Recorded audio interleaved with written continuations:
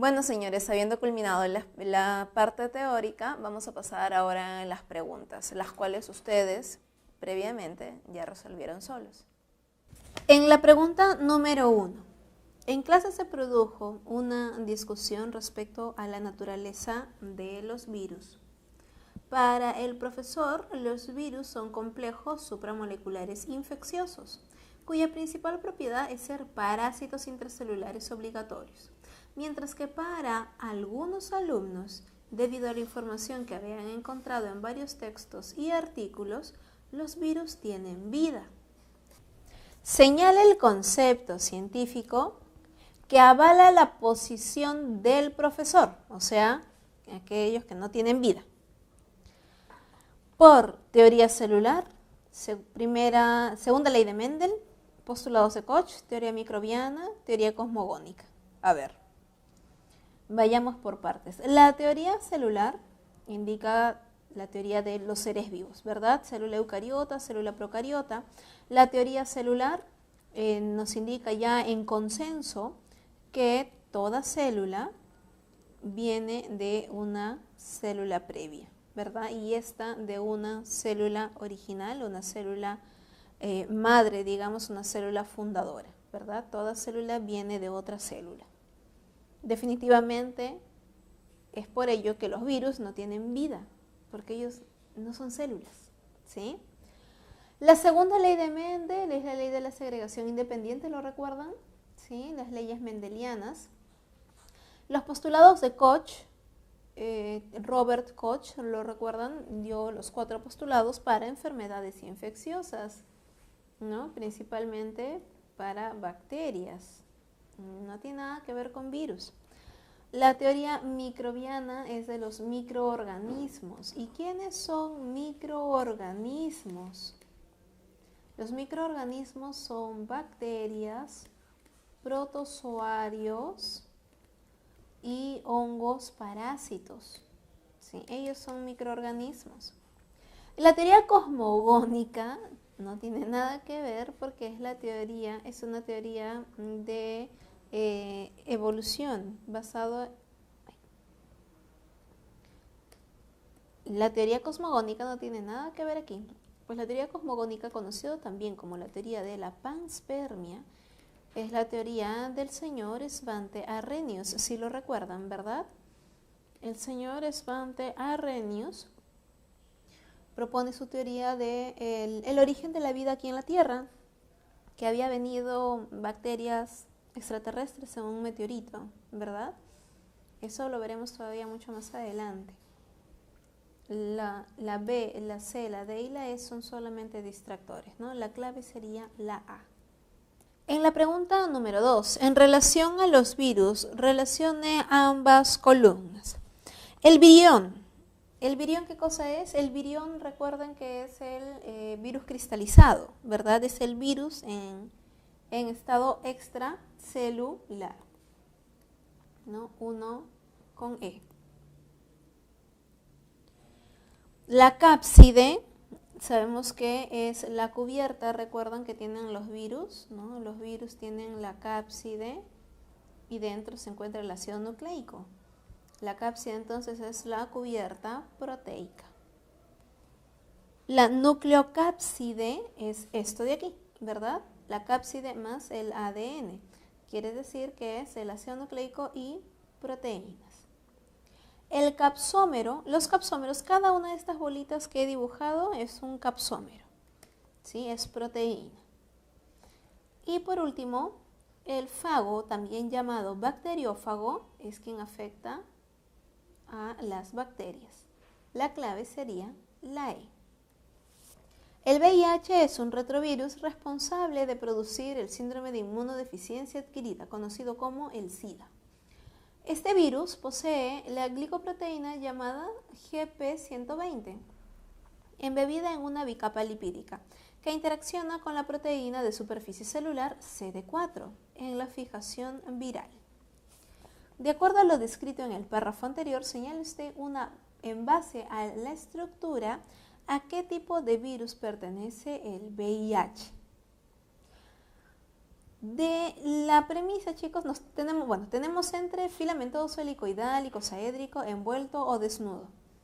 Si te dicen que el VIH es un retrovirus responsable de producir el SIDA, este virus posee una glicoproteína llamada GP120 embebida en una bicapa lipídica, es decir, en una membrana, que interacciona con la superficie, ¿no?, con el CD4 en la fijación viral. ¿Quién es el CD4? Este es el del linfocito. Como nosotros recordamos, el VIH es un virus que tiene su cápside, tiene su ARN, ¿verdad? Y tiene su envoltura. Pero esta envoltura es una membrana que es robada, no lo olvidemos. Él no la ha hecho. Y te dicen en base a la estructura, de acuerdo a su clasificación, el VIH es un retrovirus, te lo dice el texto. Pero, de acuerdo a la estructura, o sea, sus estructuras que posee, es un virus obviamente de tipo envuelto, ¿no?, por la membrana, es envuelto. El icosaédrico, por ejemplo, es el virus de la gripe, ¿no? Virus desnudos son todos aquellos virus que no tienen envoltura, uno de forma helicoidal variable, ¿no?, y filamentoso de esta manera. En la pregunta número 4, a través de una investigación científica se ha desarrollado una técnica para evitar la infección por el virus VIH. Esta técnica consiste en suministrar a las personas la proteína GP120 del virus del VIH a fin de que saturen los receptores celulares CD4. Usando su conocimiento de esta enfermedad viral, señale usted qué fase del ciclo infeccioso de este virus está siendo interrumpido. Bueno, definitivamente, chicos, si te están diciendo que el VIH, sabemos que estos receptores que tiene el VIH son los GP120 y los GP41. Si sabemos que el linfocito T CD4 tiene sus receptores, son los receptores CD4, te dicen que van a inyectar a las personas la proteína GP120 para que sature los receptores, ¿verdad? Los receptores CD4 del linfocito. Por lo tanto, ¿qué fase se va a evitar? Se va a prácticamente bloquear el ingreso del VIH al linfocito. Es la primera etapa. La etapa de reconocimiento, conocido también como la etapa de fijación. Ensamblaje, recuerden que es cuando ya ha ocurrido la fase de la replicación, ¿verdad? La penetración es la etapa posterior a la fijación, ¿verdad?, cuando ya ingresa el ácido nucleico del virus. Y la gemación es la última etapa, ya cuando salen los virus robándose la membrana, ¿no? En la pregunta número 5, muchos de los bacteriófagos, en vez de replicarse en la célula que infectan, integran su material genético en el genoma de la bacteria, pudiendo permanecer en este estado durante varias generaciones, para finalmente liberar su ácido nucleico y utilizar a la célula para su replicación. Señale usted el nombre que se le da a este ciclo de acontecimientos. Bueno, definitivamente, chicos, si sabemos que van a utilizar a la bacteria, estaríamos frente a un ciclo lisogénico, ¿verdad? Esto se refiere justamente cuando el virus se encuentra en estado temperado. Tenemos a la bacteria que en su interior tiene su ácido nucleico, su ADN, y la inserción por aquí de el ADN viral. Estando de esta manera, ¿sí?, de esta manera, la bacteria puede hacer su proceso natural de fisión binaria, su proceso de replicación. Pero como también va a duplicar su ADN, también va a duplicar el ADN viral. Y lo que nos dice el texto, Puede estar así durante varias generaciones, para finalmente liberar su ácido nucleico y utilizar a la célula, a la bacteria, para su replicación. Recuerden que los virus tienen la característica de replicarse. No se reproducen, se replican. ¿Sí? Por lo tanto, este estado se llama lisogenia. ¿Sí? Porque la bacteria no muere. Tiene al virus dentro, el ADN viral, pero no se muere. Lisogenia. Lisis obviamente es cuando ya la bacteria explota de tantos virus que tiene dentro. Gemación es el proceso a través del cual sale el VIH, ¿no? La esporulación lo realizan las bacterias, ¿no? Y la transcripción es el proceso de la expresión génica, ¿no? Cuando el DNA pasa a RNA. En la número 6, el hecho que los seres vivos se reproduzcan, desarrollen metabolismo, aumenten su biomasa, respondan a estímulos, etc., se debe a que todas estas funciones se originan en una estructura que está presente en todos ellos.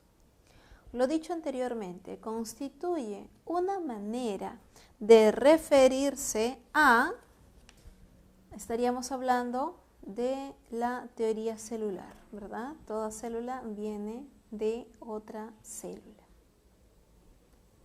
El mosaico fluido sabemos que es el modelo de la membrana, la bicapa lipídica. La teoría cosmogónica, la teoría de señores Banti-Arrhenius. La fisiología orgánica, aquí estamos hablando de características de seres vivos. Y la teoría evolutiva tampoco tiene que ver aquí, ¿verdad? En la pregunta número 7, un grupo de investigadores hallaron en un ecosistema del Perú un organismo aún no descrito por la ciencia. Su morfología es tan curiosa que no se puede determinar si se trata de un moho, un metazoario o un alga. Uno de los datos que sí se ha podido determinar es que sus células presentan organelas y núcleo. Por consiguiente, lo único que se puede afirmar respecto del organismo en estudio es que pertenece a los artrópodos. Recuerden que es el filum artrópoda, como los crustáceos, arácnidos, insectos. Y no, ¿verdad? Virus, no, porque los virus no tienen vida. Procariontes, como una bacteria, no, porque nos dicen que tiene organelas y núcleo, y los procariontes no lo tienen. ¿Que puede ser unicelular? No puede ser unicelular, porque te dicen que no se sabe si es un moho, y un moho es un hongo, ¿no? Y un hongo es multicelular. Las algas también, entonces no. Definitivamente, como tiene núcleo y organelas, es un eucarionte. Es lo único que se puede afirmar. Pregunta número 8. A un taxónomo le encargan clasificar a un organismo unicelular. Aquí sí nos dicen, de una sola célula. Para ello toma una muestra de un cultivo, la tiñe con azul de metileno y le revela que es de forma esférica, que sus células se asocian una tras otra formando cadenas. A partir de ello decide practicar una observación con un microscopio electrónico y ello le revela que en el citoplasma no se observan organelas membranosas y que la superficie de la célula presenta una estructura gruesa y muy definida. Apelando a sus conocimientos adquiridos en el curso, señale usted la alternativa que le corresponde a este organismo unicelular. Definitivamente, chicos, estamos hablando de una bacteria, ¿verdad? Es una bacteria. Porque nos dicen que en el citoplasma no se observan organelas membranosas. Quiere decir que no se observa ni retículo endoplasmático, ni aparato de Golgi, ni lisosomas, ni vacuolas, ni nada de ello. La superficie de la célula presenta una estructura gruesa y muy definida. Estamos hablando, señores, de la pared celular, ¿no? De péptidoglucano. Pero si nos dice una estructura gruesa y muy definida, también podría ser la pared celular de una planta, pero, ¿no? De una célula vegetal, pero nos dice que no se observan organelas membranosas, por eso se descarta a los eucariontes. Descartemos eucariontes. La levadura es un eucarionte. El moho es un eucarionte. La ameba es un protozoario, ¿verdad? Es un procarionte. Y las diatomeas también son algas, son eucariontes. Descartados. Nos queda solamente la bacteria. En la pregunta número 9, el bacteriólogo danés Christian Gram desarrolló una técnica de coloración que al ser aplicada a muestras de cultivo bacterianos o de especímenes que las contengan, mostraban que las bacterias tenían una respuesta diferencial a esta técnica de coloración. Unas quedaban coloreadas con el colorante que se aplicaba primero y otras se coloreaban con el colorante que se aplicaba al final. A las primeras se les llama, en honor al creador de esta técnica tan útil, gram positivas, y las segundas gram negativas. Cuando se investigó la razón de este fenómeno tan curioso, se determinó que ello se debía a una estructura de la célula bacteriana. Se presenta dos modelos estructurales en todas ellas. ¿Cuál es esta estructura? Definitivamente, chicos, estamos hablando de la composición de la pared celular. Gracias a ello tenemos a las gram positivas y las gram negativas. La cápsula bacteriana usualmente la clave es la D, ¿sí? La cápsula bacteriana es una capa adicional que tienen algunas bacterias, usualmente de mucílago, ¿no? Son bacterias muy patógenas que tienen protección adicional. La membrana es la estructura que está debajo de la pared celular, ¿no? El modelo mosaico fluido. Pilis sexual, sabemos que es a través del cual hacen conjugación, y el glucocálix también es conocido como la zona de la membrana. En la pregunta número 10, cuando las grandes potencias del mundo como Estados Unidos de Norteamérica o Rusia envían naves al espacio debido a la gran inversión económica que ello implica, aprovechan para realizar innumerables experimentos científicos. Uno de ellos ha consistido en exponer una gran variedad de organismos a los efectos del vacío y de las radiaciones del cosmos. Los únicos organismos que han podido sobrevivir a esta experiencia han sido algunas bacterias. Señale usted qué estructura les debe haber permitido a este grupo de bacterias soportar tamaña experiencia.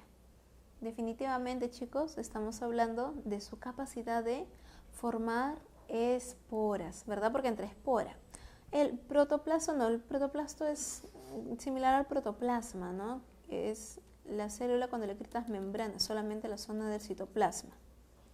El nucleoide, la estructura, la zona en donde siempre vamos a encontrar el ácido nucleico en la bacteria. El plásmido es una secuencia corta de ADN. La cápsula no, ¿verdad? En forma de espora es su forma resistente a frío, calor, radiaciones, a lejías, detergentes. En la pregunta número 11, ¿existe una bacteria que vive en los relaves mineros o en las aguas ácidas que se forman y abandonan las áreas mineras para contaminar ríos y lagos? Debido al ambiente donde se ubican estas bacterias, su nutrición es muy particular. Ellas fijan CO2 atmosférico y oxidan hierro para obtener energía. Señale usted en qué grupo se ubican estas bacterias, teniendo en cuenta una clasificación de los organismos basados en los tipos nutricionales. De acuerdo a ello, chicos, de acuerdo a su nutrición, si estamos hablando de que viven en relaves mineros o en las aguas ácidas, vamos a encontrar gran cantidad de metales, ¿verdad? Vamos a encontrar gran cantidad de sustancias inorgánicas, ¿sí?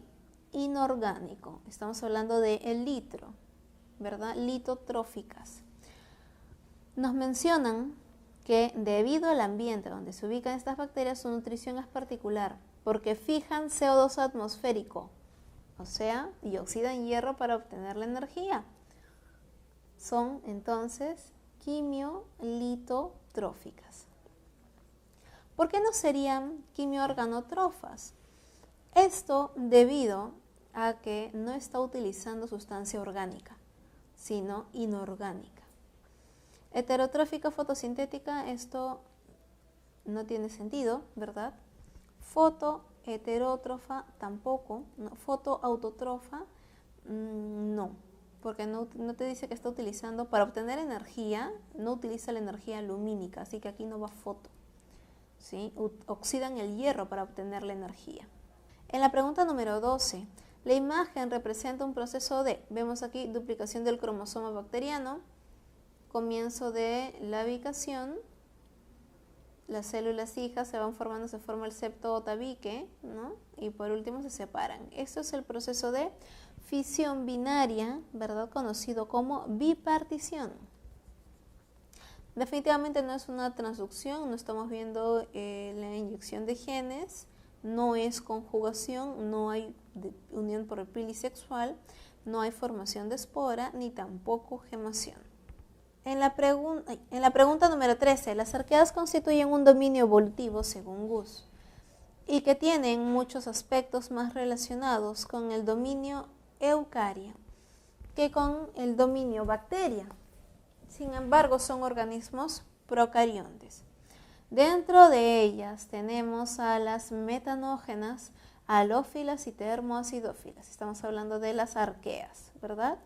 Tomando en cuenta esta última afirmación, diga usted con qué otro nombre se les conoce. Definitivamente las bacterias que son extremas. Las arqueas constituyen un dominio evolutivo según Gus. Tienen muchos aspectos más relacionados con el dominio eucario. O sea, las arqueobacterias se parecen a las eucariotas, ¿sí? Pero no son eucariotas. Sin embargo, son procariontes porque no tienen núcleo. Dentro de ellas tenemos metanógenas, halófilas y termoacidófilas. Recuerden que viven en ambientes muy complicados. Las arqueobacterias son las bacterias más primitivas del planeta, conocidas como también no arqueobacterias. Obviamente va a estar entre las claves como un distractor, pero es lo mismo que arqueas. Y te preguntan con qué otro nombre se les conoce. Eubacterias, no. Extremófilas, sí. Fotosintéticas, no.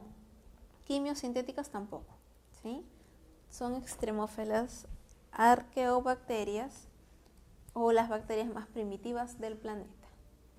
En la pregunta número 14, señale usted la propiedad o actividad que se aprovecha de una o un grupo de bacterias que se aplican para la eliminación de petróleo derramado en un ambiente marino.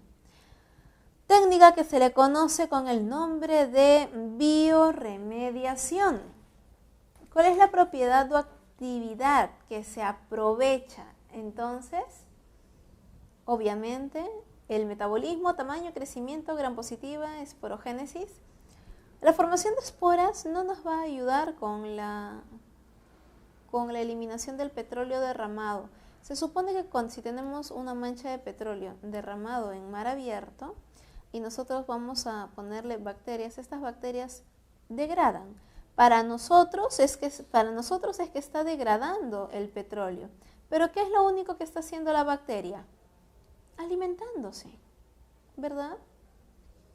¿Es para producción de esporas? No. ¿Crecimiento? Bueno, se van a reproducir, van a crecer porque se están alimentando, pero esto es indirecto.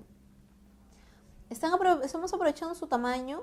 No estamos aprovechando el tamaño, ni que sean gram positivas, sino estamos aprovechando su metabolismo, ¿no? Que tienen la fijación por alimentarse del petróleo, ¿no?